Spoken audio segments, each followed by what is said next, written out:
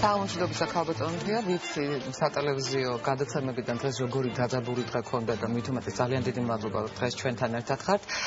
მინდა სისტემის რეფორმაზე ვისაუბროთ და ერთ საკითხზე, რომელიც მე მგონია, რომ ბოლო ხანებში ძალიან ცივი განხილვის თემად იქცა. დიდი ეჭვი მაქვს, რომ საარჩევნო კოდექსში ესეთანი ცვლილებებიც იქნება ეს დისკუსიის საკითხი, მაგრამ მინდა მაინც მოწმეთა დაკითხვის იმ წესზე, რომელსაც პარლამენტი ალბათ უახლოეს ხანებში განიხილავს. თქვენ შესთავაზეთ კომპრომისული ვარიანტი. შეგიძლიათ გარკვეულწილად მითხრათ, რამდენი ხანი გაგრძელდება ესეთი კომპრომისული პერიოდი, იმიტომ რომ თქვენ თქვით, რომ არც პროკურატურა და არც სასამართლო ჯერჯერობით სამწუხაროდ მზად არ არის აი 2009 წელს მიღებული წესის ამოქმედებისთვის. როდის იქნება პროკურატურა და სასამართლო მზად, რომ თქვათ ის ვალდებულებები და ის ცვლილებები ცხოვრებაში გატარდეს უკვე? პირველ რიგში მოგესალმებით და მადლობა, რომ ამ შესაძლებლობას მაძლევთ. ალბათ იმით დავიწყებ, რომ 3 წლის რეფორმატორულმა საქმიანობამ მეც და ჩემს გუნდს, ასე ვთქვათ, იუსტიციის სამინისტროში, სადაც რეფორმები, ასე ვთქვათ, იწერება, კანონები იქმნება, მათ შორის სისხლის სამართლის სფეროში, გვასწავლა ერთი რამ, რომ ხანდახან არის სიტუაციები, როდესაც ან რეფორმაზე მთლიანად უნდა თქვა უარი, ან მას მერე რაც ყველა დაინტერესებულ მხარეს მოусმენ, მაინც აირჩიო რეფორმის გზა, ოღონდ ეს გზა არის კომპრომისების გზა. ამ შემთხვევაში ჩვენ ავირჩიეთ კომპრომისების გზა, იმის ნაცვლად, რომ მთლიანად უარი გვეთქვა რეფორმაზე. ეს არის ჩემი აზრით ის აუცილებელი რამ, რაც უნდა გავაკეთოთ.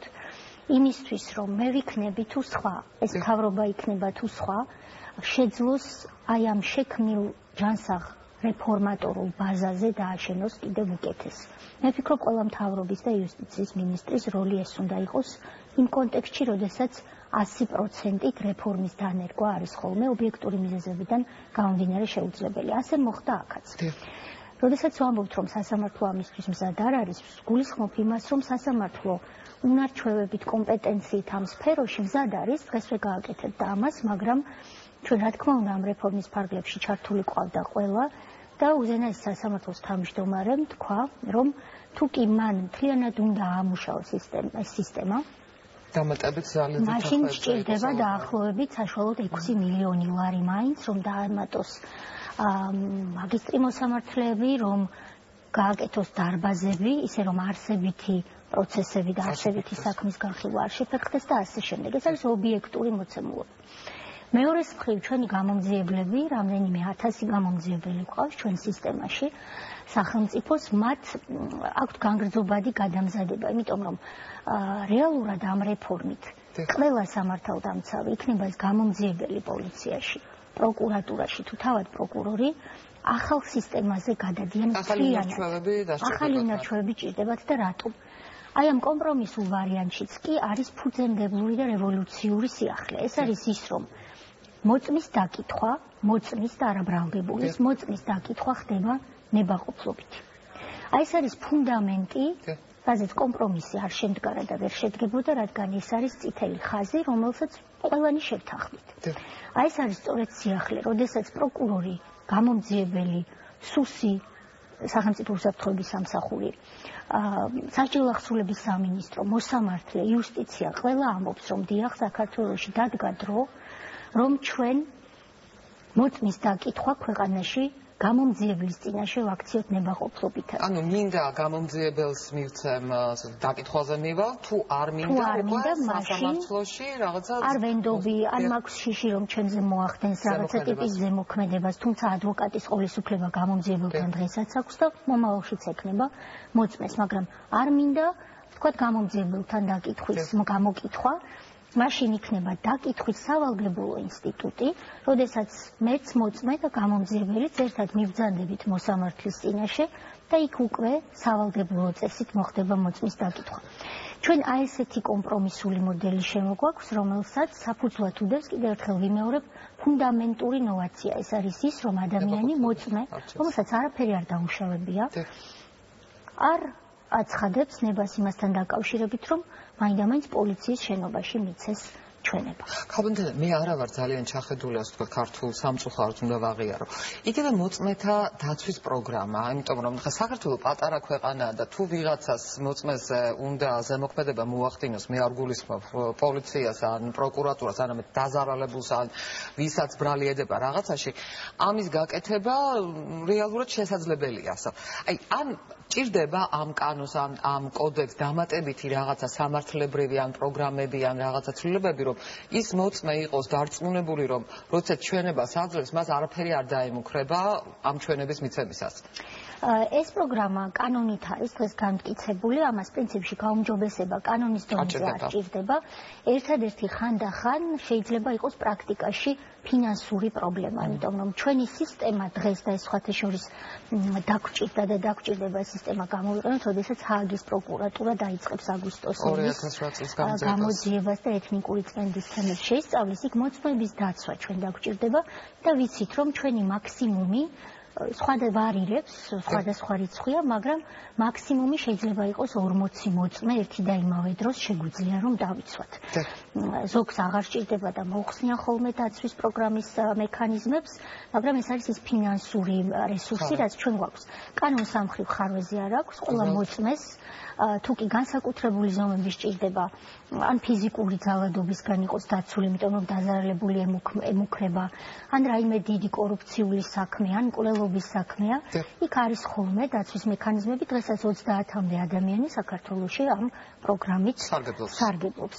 აქ საუბარია უბრალოდ იმაზე, რომ როდესაც მოწმეზე არანაირი ზეწოლა არავის მხრიდან არ არის, იმ პირობებშიც კი ჩვენ ძალიან ბევრი რეკომენდაცია ამ მხრივ გქონდა სხვადასხვა დროს, მაგრამ მთავრობები არასდროს საქართველოში ამას არ იზიარებდნენ და გამომძიებელი, ასე ვთქვათ, წარბაწეული იყო, მას ჰქონდა უფლება გაიძულოთ, რომ იქნება ღამე თუ დღე მიხვიდე და მიცე ჩვენება. ამ რეფორმით, რაც არ უნდა კომპრომისული ვეძახოთ, არის კიდევ მეორე სიახლე.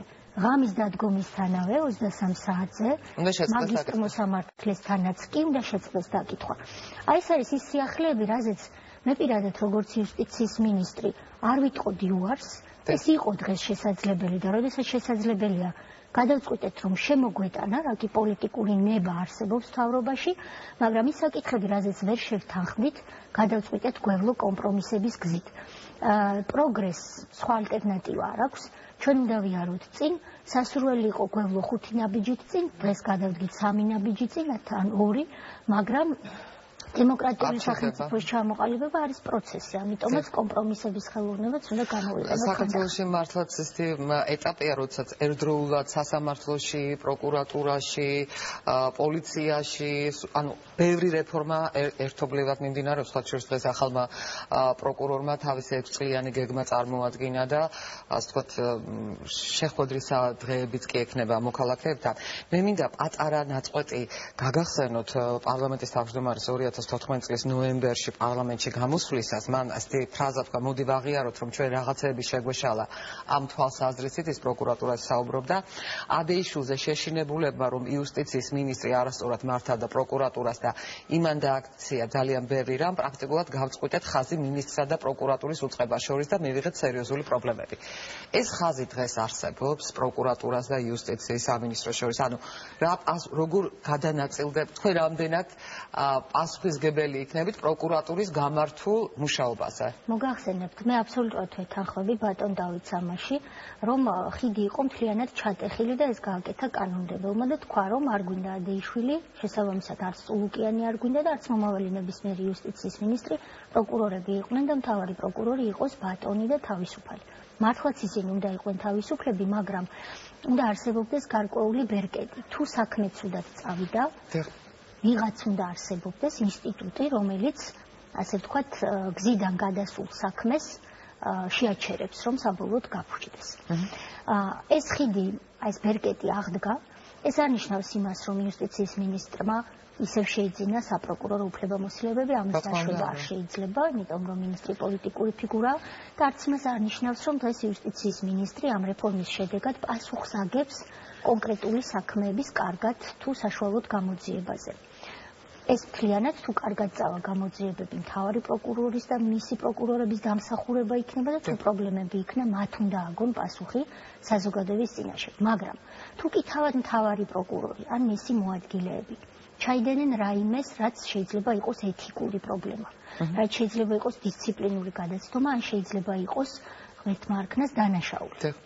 ასეთ შემთხვევებში აქამდე არანაირი ბერკეტი არ იყო, ჩვენ გვახსოვს ცნობილი საქმე, როდესაც ვაკუუმი იყო რეალურად და ადამიანი სანამ თვითონ არ გადადგა და მას ეს გამბედაობა იყო, ვერავინ ვერაფერს ვერ აკეთებდა, იმიტომ რომ კანონი იყო ხარვეზიანი.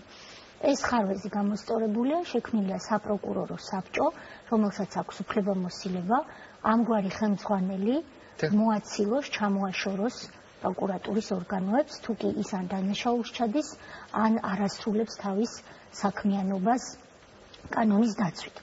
ეს ბერკეტი გაჩნდა და რაც სასიხარულოა. ასევე საპროკურორო საბჭოს შექმნა თვითონ არის ძალიან მოდერნისტული, თანამედროვე ნაბიჯი. ძალიან ბევრი ძველი ბებერ ევროპას რომ ვეძახით ამ ქვეყნებში, ახლა ფიქრობენ ამის შექმნაზე და ჩვენ სწორედ ახალი ტენდენციების მიბაძვით თუ გნებავთ, გაზიარებით, შემოვიღეთ არა ის, რაც მოძველებულია თავად ევროპისთვის, არამედ ახალი, საიდანაც თვითონ ევროპა ისწრაფვის და ეს არის საპროკურორო საბჭო. მე ძალიან მიხარია, როდესაც ვხედავდი, რომ პროკურორებს უხაროდათ, რომ მიეცათ არჩევნების საშუალება. რომ ამ რეფორმამ მათ საშუალება მისცა თვითონ აერჩიათ თავიანთი რიგებიდან რიგითი პროკურორები და არა ხელმძღვანელი პროკურორები, წევრებად საპროკურორო საბჭოში, ხელში აეღოთ ძალაუფლება და თვითონ გადაწყვიტონ სხვებთან ერთად, ადვოკატებთან, მოსამართლეებთან, ჩემთან ერთად საპროკურორო დიდი თემები, საით უნდა წავიდეს პროკურატურა და შემდეგ თავად აგონ პასუხი ამ ფარგლებში საზოგადოების წინაშე. არის ეს იდეალური სიტუაცია. ალბათ იდეალური კანონები არ არსებობს, მაგრამ ეს არის ამ კონტექსტისთვის საუკეთესო გამოსავალი, რომელიც დროსთან ერთად დაიხვეწება და მე ძალიან მიხარია, რომ დღეს 6 წლიანი პროგრამა ხედვა წარმოადგინა ახალმა მთავარმა პროკურორმა. ის იმ ვადით არის არჩეული, რომ რომელიმე მინისტრზე და პრემიერ-მინისტრი უბრალოდ ვერ იქნება დამოკიდებული და ეს არის ძალიან დიდი წინგადადგმული ნაბიჯი. ხალბატონთე, ძალიან დიდი მადლობა, რომ დღეს ჩვენთან ერთად იყავით. დღეს კი ისტორიული დღეა და არა მხოლოდ იმიტომ, რომ ხალბატონი თეა იყო დღეს ჩვენი სტუმარი, არამედ იმიტომ, რომ მონტენეგრო მიიწვია ნატომ 29 ქვეყნად, როგორც ჩანს, ღია კარის პოლიტიკა გრძელდება ნატოში და დღესვე ნატოს გენერალურმა მდივანმა განაცხადა, რომ ბოსნია, ჰერცეგოვინა, საქართველო და მაკედონია ასევე აღწევენ პროგრესს ნატოს გაწევრიანების გზაზე.